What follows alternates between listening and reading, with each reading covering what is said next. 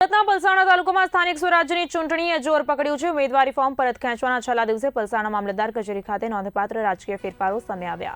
જિલ્લા પંચાયતની 1 અને તાલુકા પંચાયતની 5 બેઠકો બિનહરીફ હતા। કુલ 6 બેઠકો પર ભાજપના ઉમેદવારો વિજય જાહેર થયા। પલસાણા જિલ્લા પંચાયત બેઠક પરથી કોંગ્રેસના હેમંત ડાયાભાઈ પટેલે ઉમેદવારી પરત ખેંચતા ભાજપના તેજસ પંકજભાઈ દેસાઈ બિનહરીફ વિજેતા બન્યા। તાલુકા પંચાયતની બેઠકોમાં પલસાણા 1 બેઠક પર કોંગ્રેસના ઉષાબેન ભીખાભાઈ રાઠોડે ફોર્મ પરત ખેંચતા ભાજપના ગાયત્રીબેન નિલેશભાઈ રાઠોડ બિનહરીફ થયા હતા।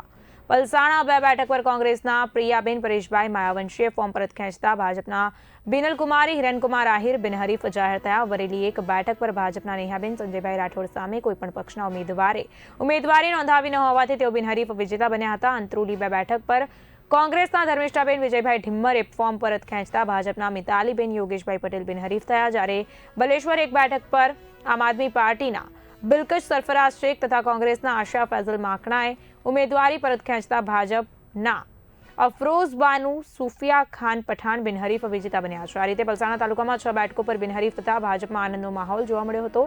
પલસાણા ભાજપના કમલમ કાર્યાલય ખાતે પૂર્વ કેબિનેટ મંત્રી ઈશ્વરભાઈ પરમારની અધ્યક્ષતામાં વિજય ઉત્સવ મનાવવામાં આવ્યો। સ્થાનિક સ્વરાજ્ય ચૂંટણી 2026ની આજરોજ ઉમેદવારી પત્ર પરત ખેંચવાના સમયે સુરત જિલ્લાના બારડોલી વિધાનસભા મત વિસ્તારમાં ખૂબ સારો દેખાવ ભારતીય જનતા પાર્ટીએ કર્યો છે અને બારડોલી વિધાનસભામાં સમાવિષ્ટ એવા પલસાણા તાલુકા ખાતે પલસાણા જિલ્લા પંચાયતની બેઠક બિનહરીફ થઈ છે। પલસાણા જિલ્લા પંચાયત બેઠકમાં સમાવિષ્ટ એવા પલસાણા 1 તાલુકા પંચાયત બેઠક, પલસાણા 2 તાલુકા પંચાયત બેઠક, બલેશ્વર 1 તાલુકા પંચાયત બેઠક એ બિનહરીફ થઈ છે। જ્યારે વરેલી જિલ્લા પંચાયતમાં વરેલી 2 બેઠક બિનહરીફ થઈ છે અને અંત્રોલીની બેઠક બિનહરીફ થઈ છે। એમ વરેલી 1 બેઠક બિનહરીફ થઈ છે।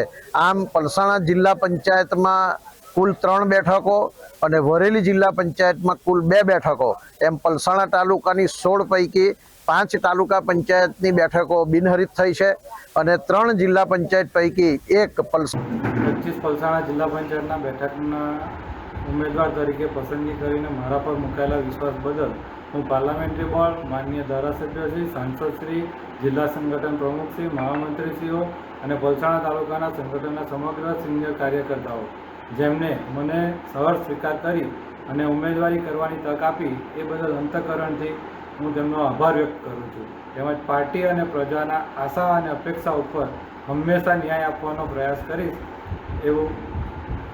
અને ગૌરવ અપાવીશ। ચોક્કસથી બિનહરીફ થયા છે, શું કહેશો?